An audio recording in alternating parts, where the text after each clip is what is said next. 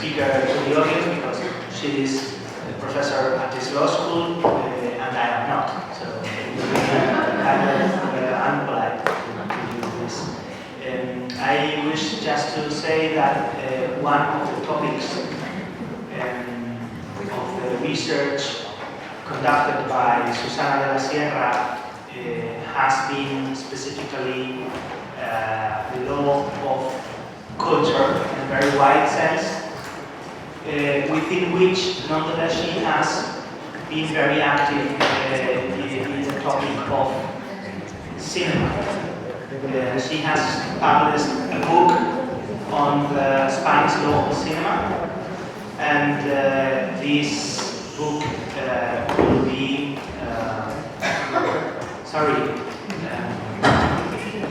is part of a wider research agenda related to culture in its different varied dimensions. So thank you very much, Susana. You have the floor. Thank you very much. I'm very, very happy to be here at home. Even if I am on leave, I've been on leave for a couple of years. I work now at the Supreme Court, where I don't usually deal with issues like culture and media, which are issues that I like very much. I am very grateful for the kind invitation to Professors Martin, the drama, and Professor Arroyo. I'm very happy to be here with you. I did my PhD many years ago in Florence at the European University Institute. I always like saying that when I talk to students because I hope it can be a piece of information for you in case any of you are thinking about studying abroad. You can do your master's there, you can do your PhD there.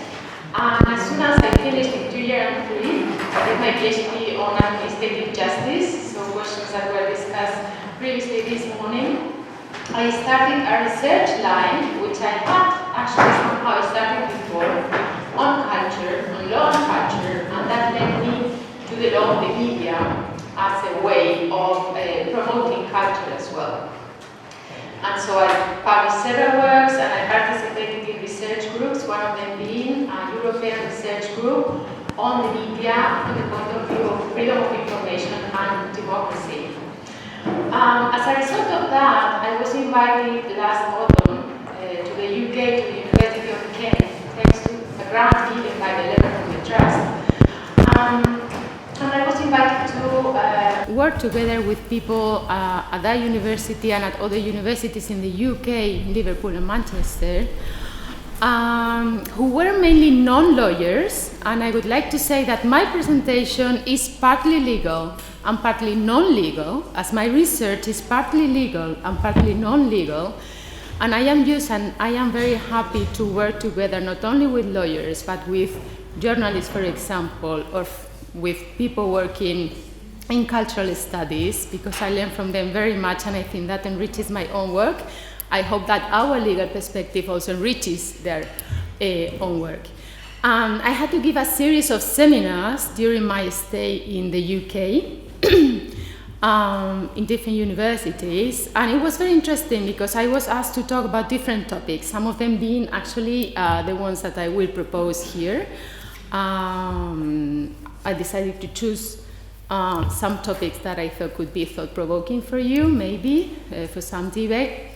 And it was a very interesting moment, if we can use that term, because of course it was in the middle, as we still are, of the negotiations on the Brexit. So for me it was quite weird, if I can say that, to talk about European integration, to talk about culture, to talk about how important it is to take account of cultural diversity also at EU level, in a country which actually was towards leaving the EU. I was based at Kent, as I said before, which is a region in principle pro-Brexit, but a university, which is the European University, as they like to call it, in the UK. Of course, the academic community was very much against Brexit, so I had the opportunity to discuss these topics as well, the role of culture and the role of the media in the process of Brexit, as in any other political process. So I will propose some topics, I will propose some slides, I will try and talk in a, let's say, a way that everybody understands me. I am very happy if you interrupt me anytime, in case you don't understand something, or in case you want me to go further into something which is not clear, or in case you want to discuss something I say and you don't agree, or otherwise we can leave it to the end of the session where you are free to ask any questions. Somebody asked me whether he or she can ask questions in Spanish. For me that is fine. I can translate the question into English and then try and answer. First one, we talk about culture, and in the framework of the EU, we talk about cultural diversity as one of the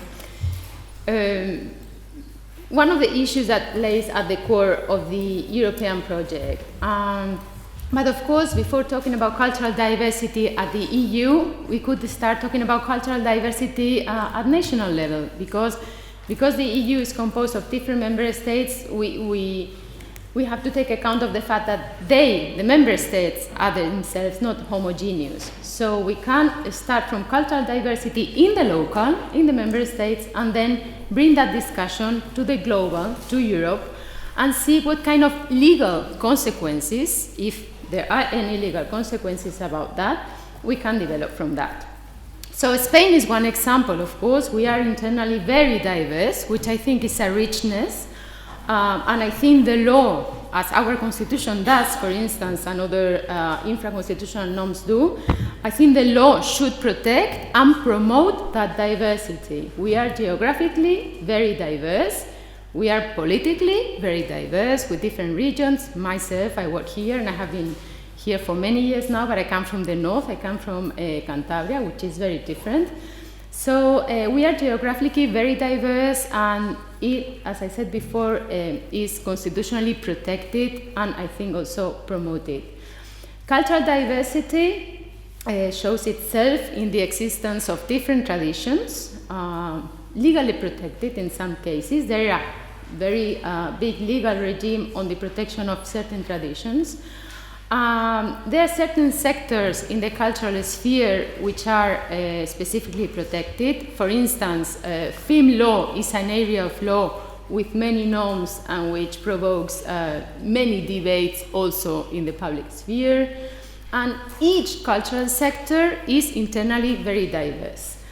I won't go into that in depth because we don't have the time, but I just wanted to put some examples to make the session a bit lighter as well, on different kinds of films, which is the sector I know most, and I have been working on that for several years, to see how films can be also very diverse, to explain why the law of film takes account of this cultural diversity, and it has consequences, for instance, in competition law, in public aids, that is the money that is given to make films. So depending on the type of film that is being made, the type of public money that is given is different, and the type of public policy that is conducted is different. So it is important to take into consideration these differences, which are in themselves not legal, because they have legal consequences. So very quickly, by the way, I will give you the presentation later on. I will give it to Professor Delgado, so for you to keep in case you want to go in depth into that. And for you to make the little essay you have to write. It can be useful.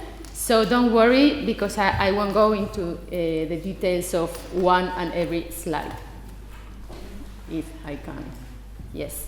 So first film, All About My Mother. You may have seen that by our famous director Almodóvar, who will release his next film at the Festival of Cannes this year.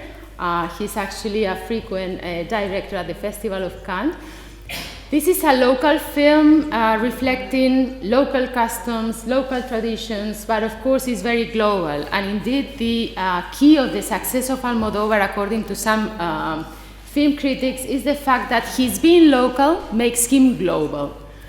The type of budget of his films, even if they have a local content, is average. Let's say that his films cost about 4 or 5 million euros, so that is a lot of money. So in a system of public policies and in a system of public aids, that is important to see in which category it can be inserted.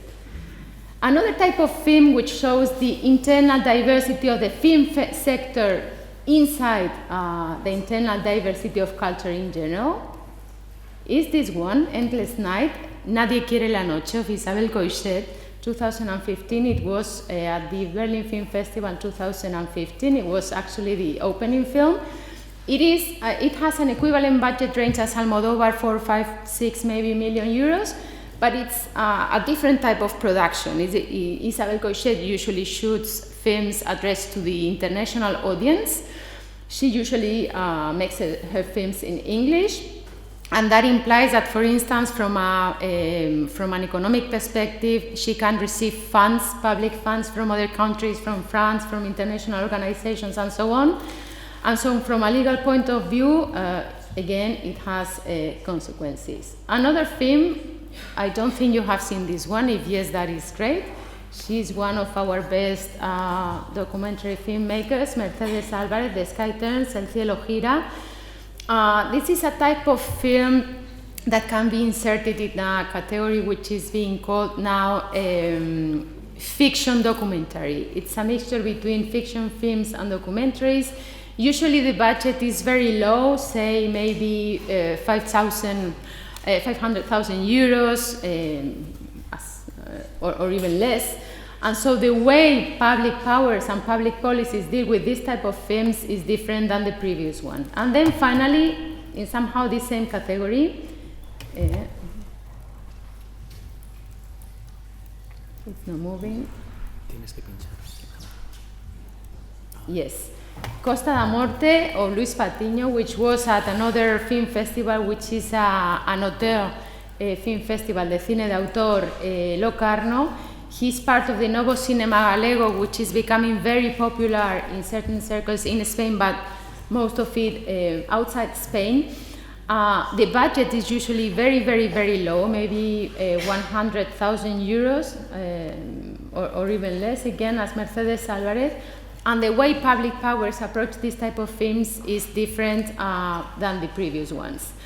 I talk about films because it's the sector I have studied most, by why I decided to choose as a lawyer film law when I started doing research on this, because from a legal perspective, cinema, contrary for instance to theater, even music, has a very well developed set of norms.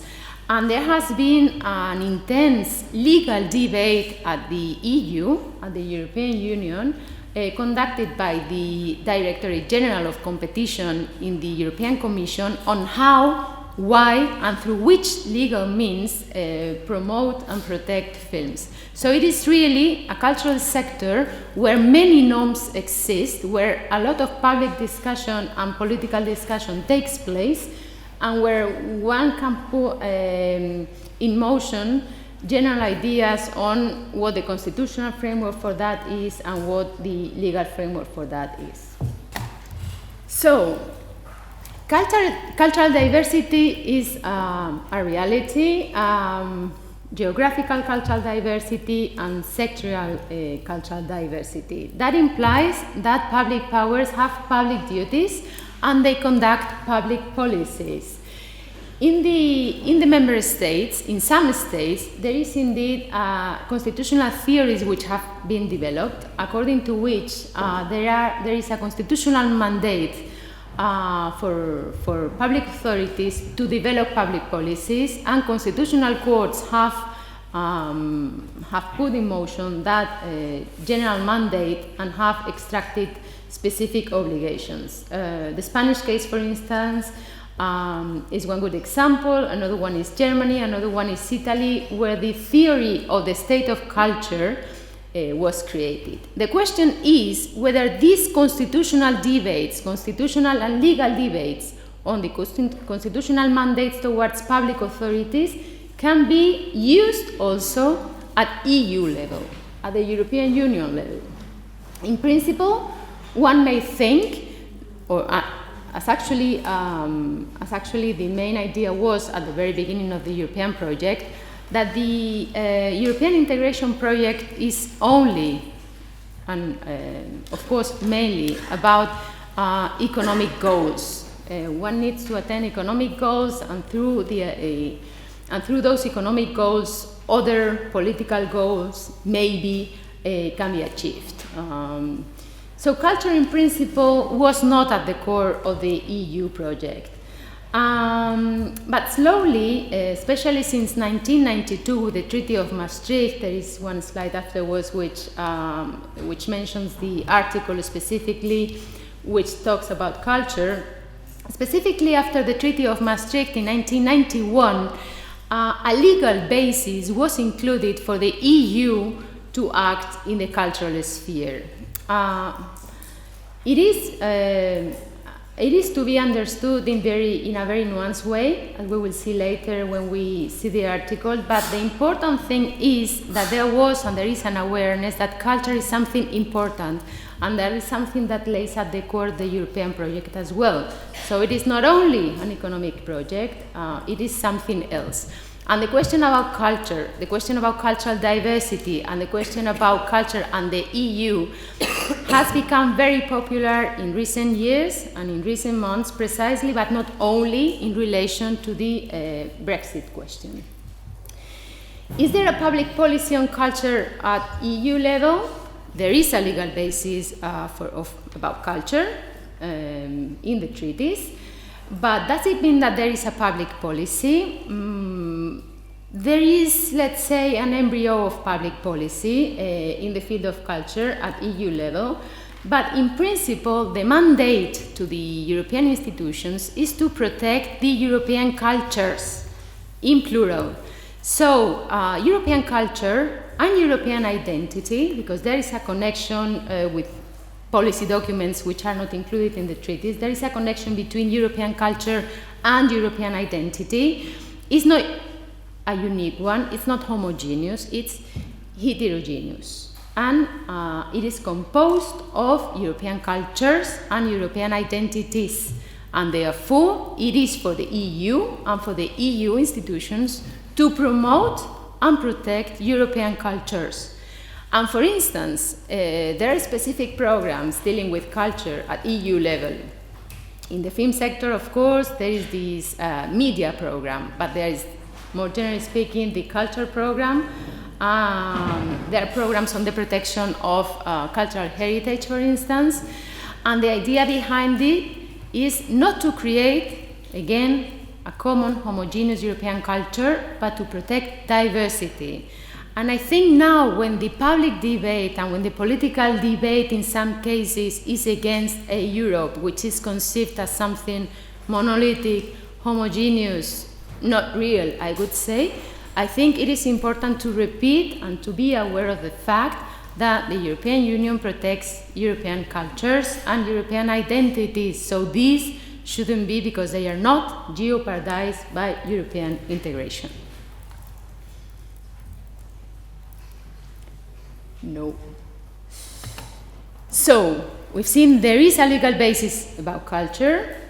There is somehow a public policy which is particular because it promotes public policies in the state somehow. Is there a legal definition of culture?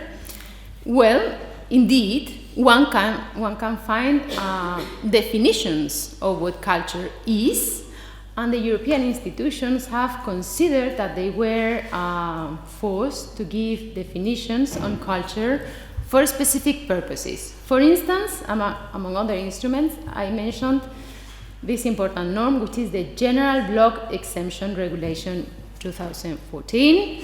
I explained this. This is a norm, this is a regulation, this is a norm at EU level in the framework of competition law, and more in particular in the framework of public aids, subvenciones, ayudas. So, according to EU law, in principle, public aids are forbidden. You may know that. Because, in principle, they are contrary or against free competition.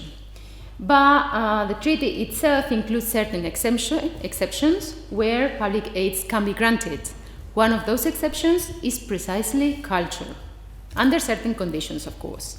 And so, this is one of the norms which sets the exceptions which are established to that general prohibition of public aids. This is really a very brief summary. Of course, the question is more complex, but this is the general idea. Public aids are forbidden. In some cases, they are allowed.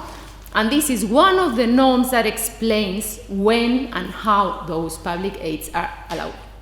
So if the treaty says public aids as an exception can be granted to culture, of course, it is very important to know what is culture. And in certain paragraphs of that norm, of that regulation, the European Commission says what is culture for the purpose of public aids. When I give seminars, which I like very much, on public aids on culture, I spend some minutes, maybe even half an hour, discussing what is culture, what is not culture, and then we go through the details of the regulation. I cannot do that now. But for example, some questions that I always ask, because they have been in the public debate, in the internal political debates, is, are video games culture? This is not just theoretical. This is very important, because if they are culture, they can be granted public aids through a very easy system, let's say, whereas if they are not culture, according to the EU, then the question becomes more complicated. So, is fashion culture? Are newspapers culture? Well, these are the three examples I always like to discuss in detail, because there was indeed a very important internal discussion with the European Commission.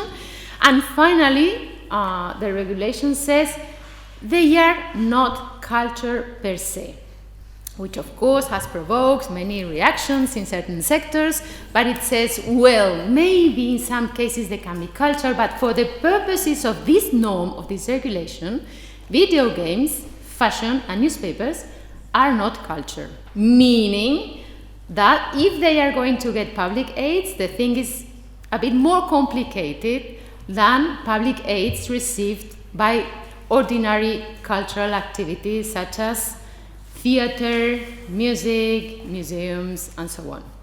Films have always been an exception. There is a particular instrument, I don't say norm because it is a communication, we can discuss later on what that is, dealing specifically with public aids for the film sector because of the money involved, of the interest involved, of the lobbies involved, and so on. But you see that this theoretical discussion we are having here has legal consequences, for instance, in the public aid sphere, and you see that there is a legal definition of what culture is in this particular sphere as well. This should be completed by the case law of the ECJ, of the Court of Justice, which in some cases has dealt with culture as well, as you'll see now, if I can. Yes. So as I said before, culture is a concept not at ease in a project based solely on economic grounds, but it is indeed now at the core of the European Union, and I think even more now, taking account of the political situation in Europe and specifically in certain countries. The European Court of Justice has had an active role here as well. It recognized culture as a goal for the European community at that time, even before the Treaty of Maastricht, which included, as I said before, the legal basis for the EU to act in this sector. And in a very famous case, the case Uteca, which started precisely here in Spain in the area of film law, it is a case of, the ruling is, was issued back in 2007. According to the European Court of Justice, not only there is a legal basis for culture, but culture may be an overriding general interest, that is the technical expression, overriding general interest, to avoid applying norms regarding free movement and competition law. You see here the importance of such a concept, because the core of EU law, which is free movement and competition law, can be exception through culture, according to the Court of Justice, in cases in which culture is proved to be an overriding general interest. So this was a major case, following the conclusions of Advocate General Kokot, which are very good reading as well. Even if there were not many other cases after this one, because not many cases dealing with culture reached the court, it is a major and leading case, as I said. So this is the article where culture is included. I just wanted to underline that, as I said, the idea behind it is that the EU institutions have a mandate to respect and to promote the diversity of its culture. So nothing to do with abolishing diversity of the member states and diversity in the member states. Next step, yes. So, the media. In relation to culture, we have the media. The media which are television, radio, newspapers, and now there is a debate, of course, we will see it later on at national and at EU level on whether, for instance, Facebook, Twitter, Instagram, and so on are media. And we lawyers, I know there are non-lawyers here as well, but we have to cooperate all together. We see how important it is to assess whether or not something is a media. As we saw before with culture, we need to see what culture is in order to apply the legal regime of culture. So here, if we want to apply the constitutional protection, for instance, of freedom of information, we need to know where are we going to apply that. We are going to apply that to the media, so we are going to apply that to the printed press, for instance. We are going to apply that to TV broadcasters. Are we going to apply that to Twitter? Are we protected? Are we as users protected by freedom of information when we use Twitter, when we use Facebook, when we use Instagram, which you may think Instagram? Well, maybe yes. I mean, that debate is going on. And new apps will appear, and the discussion will cover also those new apps. So the media, wherever they are, because some of them are clear, others are still not clear, reflect culture. We see what we are when we read the newspapers. We see what we are when we watch TV. When we go to the cinema, we want to understand cinema as a medium. And they create culture. Why? Because they create discourses. They give opinions and they create narratives. They explain to us what we are. When they describe the reality, they actually describe what we are. And we assume those narratives, so we are very conditioned by what the media say. So they reflect and they create culture. Their power is immense, and they are also key in contributing to the definition of citizenship. They explain what we are. They explain what we are at national level, and they explain what we are at EU level. So that is why information and the media is, again, a very hot topic now regarding European elections. For instance, in relation to disinformation, fake news, and so on, because they help, or otherwise don't help, to the European discourse and the European debate. Is media law a method of European integration? In that sense, of course it can be. I mean, if we can set a system of free and independent media which provide with a European discourse with different opinions and so on, and which clearly explains what European integration is, what European policies are, and so on, definitely the media can contribute to European integration, so they are somehow a method of European integration. But I would like to add something, because in this particular topic where freedoms and fundamental rights are involved, we shouldn't forget that the EU is an ally, or vice versa, of the Council of Europe. Council of Europe, as you know, is another regional international organization which has two main goals: the promotion of democracy and the protection of fundamental rights. In the framework of the Council of Europe, we have the European Convention on Human Rights, and the treaties indeed allow and invite the European Union to become a member of the European Charter of Fundamental Rights, which hasn't happened so far.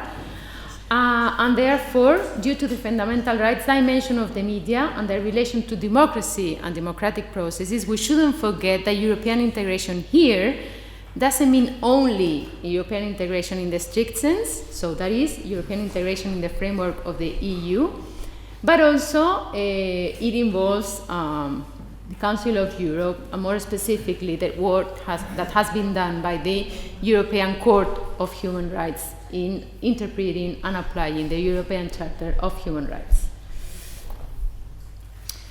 So the role of the media, as I already said, they are very powerful.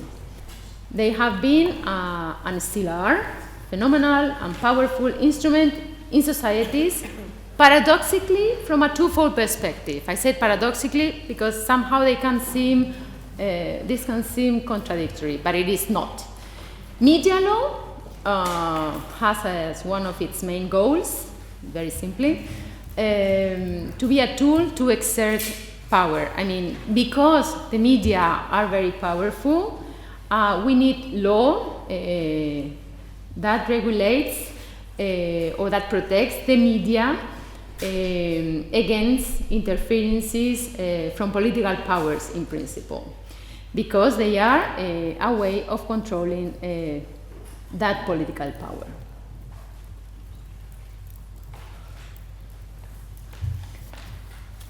So, even primitive forms of media, such as the capacity to write or print, many years ago, not everybody could write. Many years ago, the capacity of printing was very limited. Only few people could print, so therefore their power was enormous. And in certain cases, that was used by the political regimes in, again, in particular circumstances. So authoritarian regimes have used the media as an instrument for propaganda. Of course, I ask myself, and I ask in general, as a provocation, but there is some truth behind it, if only authoritarian regimes have used the media as an instrument of propaganda, or otherwise, whether any political regime, of course the democratic ones as well, have used or use the media as an instrument for propaganda. Because that can happen, we need the law to control what political powers can do when using the media. Now the discourse is to be completed. Traditional media law has focused mainly in avoiding political powers to intervene contrary to the Constitution or to fundamental rights in the media. That is, to interfere in the news that could be developed, or to give orders to newspapers, to television broadcasters, and so on. So that was the main purpose. But from some years until now, actually the real power in many cases are not governments, but are, or is the economic power, economic enterprises, which actually exert a lot of power through the, well, actually through the media outlets. They have shares in the media outlets, and that has consequences in the type of information that those media outlets give to the citizenship. For instance, I won't give names, but here in Spain there are certain banks which appear in the news, again in the press, TV broadcasters and so on, only in a positive sense.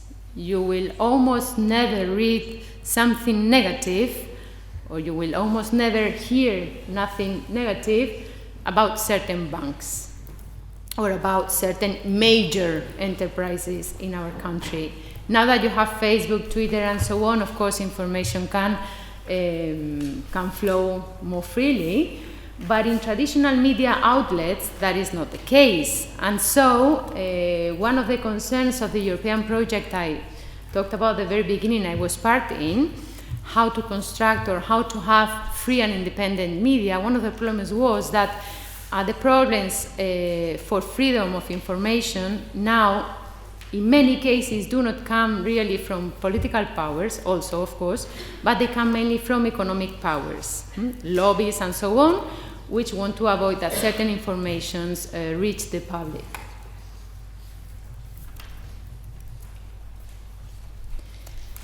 But the media are, of course, a tool to control power. That is actually, or should be, their main purpose. They are called traditionally, or they have been called traditionally, as the fourth branch of the government or the fourth estate. There are some films which show this approach.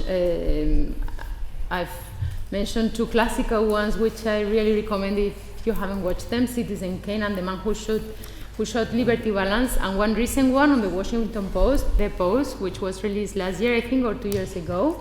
And they give this overview of how the media are a tool to control power and how it should be protected mainly through different freedoms. And those freedoms are set or are part of what we can call the constitutional framework. The constitutional framework of media law is a constitutional framework based on the fundamental rights perspective, mainly freedom of speech and freedom of expression, which are protected by the constitutions in many countries, starting by the First Amendment to the US Constitution. Oh no, the date is wrong. The date is wrong. It's the other way around. So while regulating the media from this fundamental rights perspective, here we should maybe differentiate the type of media, but you can see there a summary of and a more detailed explanation of what I just said in general terms to protect against violations of freedom of expression and freedom of information in the printed press. So they are really free to publish wherever they think they have to publish. To set the optimal conditions for those freedoms to be exercised, that is important, for instance, regarding TV broadcasters. It is easy to write, somehow it is easy to publish, but it is not very easy to have a media outlet, to have a TV broadcaster. It involves a lot of money. So you need to establish the conditions so those media outlets can exist, and you need to set the conditions and to control that they act with pluralism, that pluralism is expressed through the participation of different people with different ideas, and they reflect the diversity again of the society. But the fundamental rights perspective is not the only one, and I will go very quickly now because we are running out of time. This, as I said before, I will give it to you. It is just more on the same line. The fundamental rights perspective is only one of the perspectives. Another perspective is a competition law one. As I said before, public aids are part of competition law, but competition law is, of course, much wider. Here we see another example. Because media outlets are very expensive, to have a TV broadcaster is very expensive. Because of economic crisis and because of globalization, certain enterprises have had difficult times. There is a tendency towards concentration and mergers, concentraciones y fusiones, in the media sector, both horizontally, that is, two different enterprises in the same sector, for instance, media or music, they join and they act together, or the concentration can be vertical. For instance, a company dealing with music, a company dealing with the publishing sector, a company dealing with the broadcasting sector, they merge and they create this very big enterprise which covers all the fields. Well, the law should deal with that precisely because diversity and pluralism is jeopardized by this type of structures. Again, said it very simply. Now, audiences have become more international. That can be positive in certain terms. For instance, we can get more information about other countries, about other realities, but it may have consequences on the contents as well, negative consequences. For instance, it may have an impact on quality because there is the need to reach a general audience. Quality may decrease because the discourse needs to reach many people, not just a few, and so that everybody has access to that information, the quality may decrease, and that may have a negative impact on diversity as well, because you create minimum content that can be seen, that can be consumed in many different countries.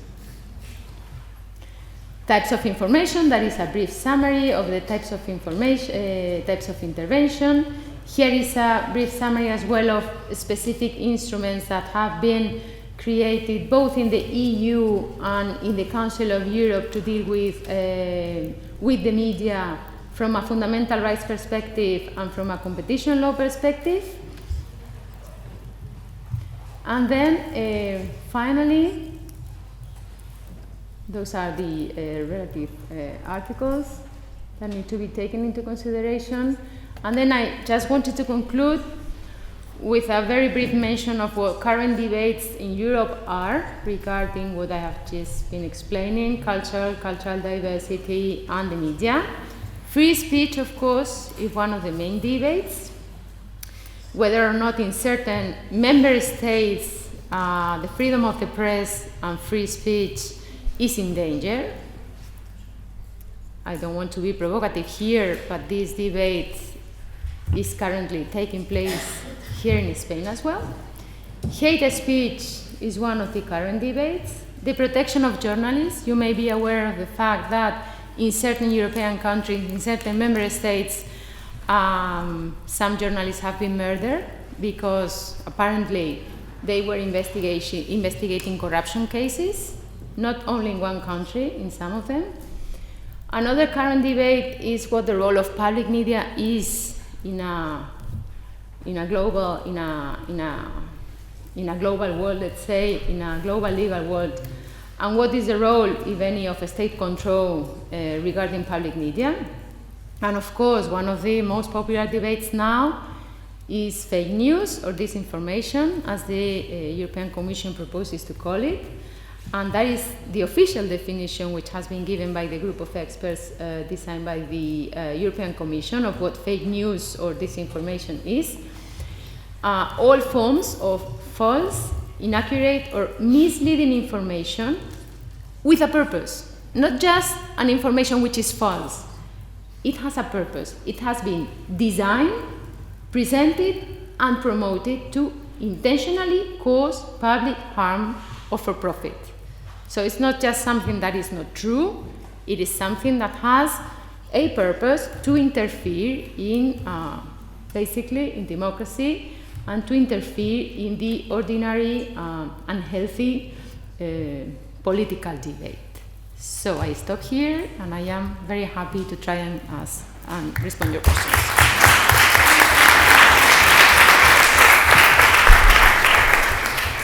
So the floor is open. Thank you very much for your presentation. I have a question I want to make on the start. We discussed the budget, like for fields, and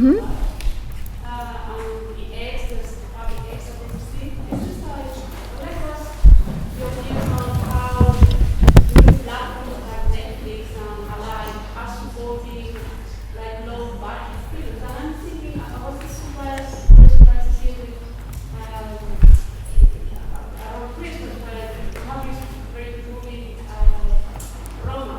Yes, yes. It wasn't see.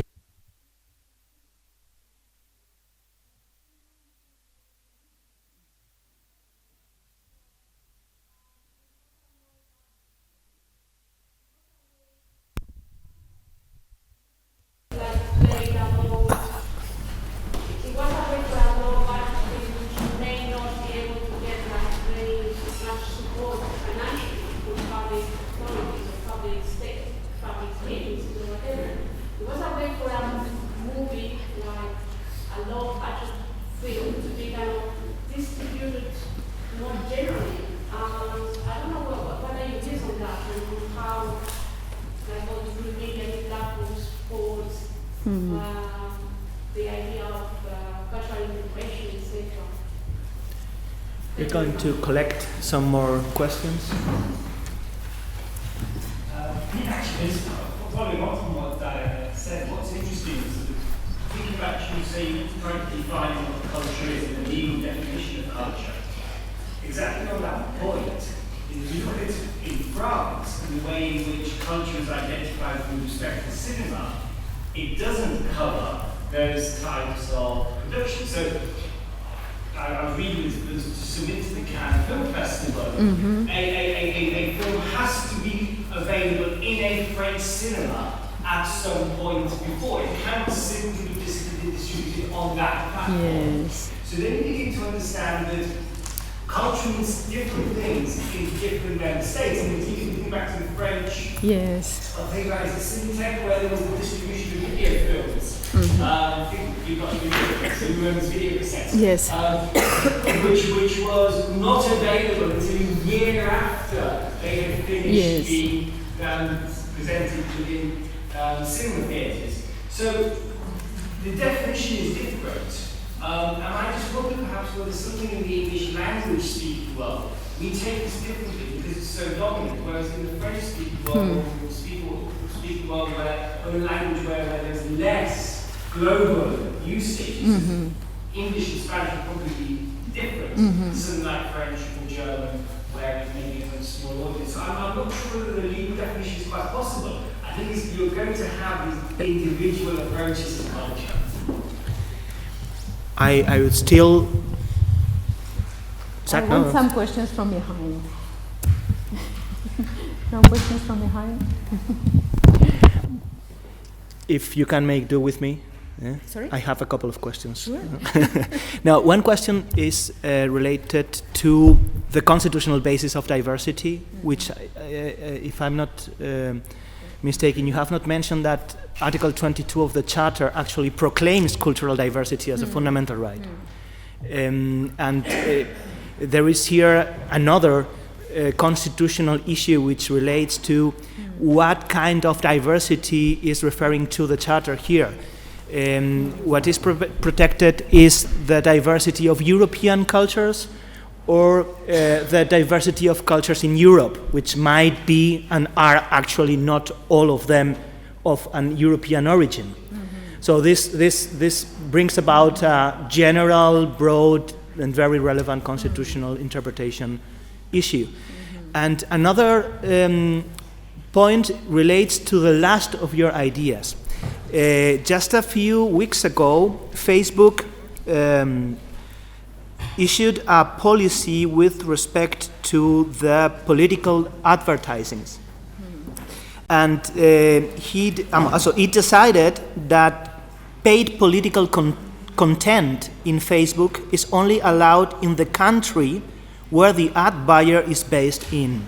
So that if you are a Spanish political organization, you can only pay for political advertisings related to the Spanish political processes, so that somehow fake news are supposed to be prevented. No?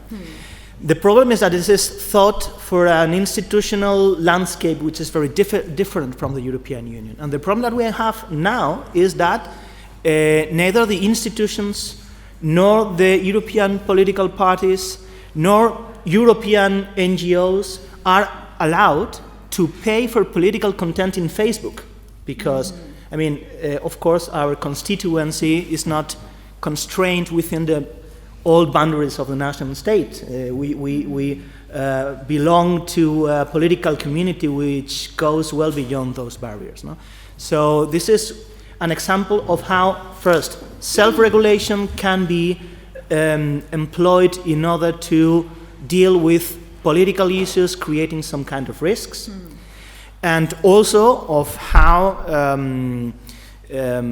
things that are intended to solve with problems may create some negative externalities as well. Yes. So thank you very much. Is there any other question from students? Well, I'm not a student. Almost, Well, I still are students. You look like one. Just to comment from a very different perspective. We are having European elections.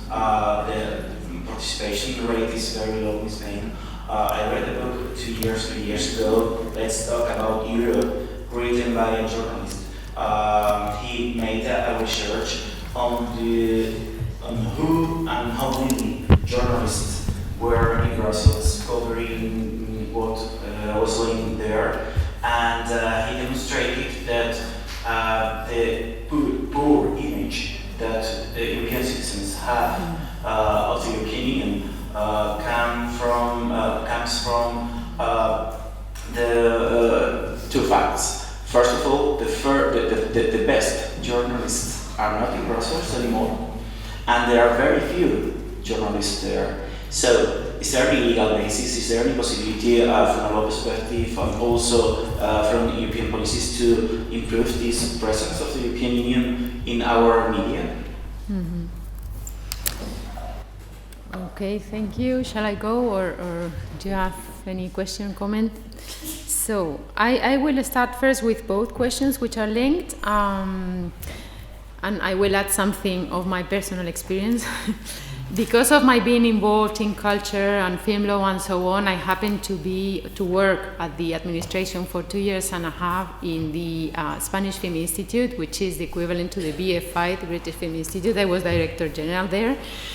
And at that time, this norm I mentioned before, which is not a norm, it's soft law, it's a communication, but it is, it's soft law, but it's real law because either you follow that or your public aids are illegal.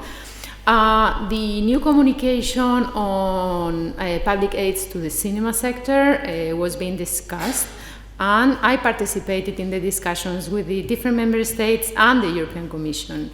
The negotiations by the European Commission were led by DG Com, so competition, and it was very interesting because their discourse was mainly economical. So what are you talking about? Culture? Well, yes, here are the ones dealing with films and so on, and clearly they were not used to speaking these terms and using this type of language. So the diversity or the difficulties in applying one common understanding of culture in the different state realities was very clear in the negotiations and was very clear in the positions of the member states, which were represented by the directors general of the respective film agencies. But we were discussing, for instance, the different types of films I put there.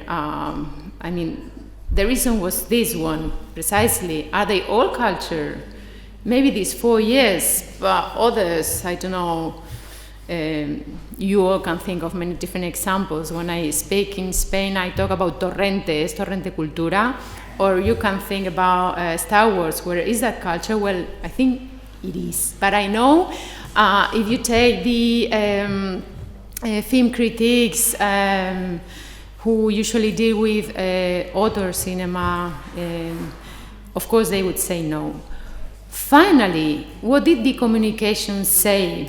It says, films are culture, full stop. So films are culture, and that is why they can't receive public aid. So it didn't want to go into the discussion, which is indeed a real discussion. It is a discussion between member states, and it is a discussion in each member state and among film critics. It could be considered that they are culture in a general sense, because they reflect who we are, how we are. So in many years' time, when people see those films, if they can, then they will see what we are, and somehow they are culture. But the Commission decided they are films, full stop. It is paradoxical, though, because for a film to qualify for public aid, it needs a cultural certificate with certain items to be filled. So they are culture, but they cannot be culture in certain cases. So I agree with you. It is a huge discussion, but for the legal purposes of public aids, the Commission, and so does the communication, says they are culture. But I agree with you from a personal perspective. The second question was related to something you mentioned as well, which is the so-called question of the release windows, thing. So you make a film. Making a film is very expensive, the biggest amount of money you get for that film you get so far at theaters, at cinemas, and that is why you protect the economic life of the film, forcing people to release the film in the cinema and then to wait 4 or 5 months, wherever, to release the film in other platforms. I think that is outdated. That is my personal view in the debate. Many people in the film sector still want to keep the release windows.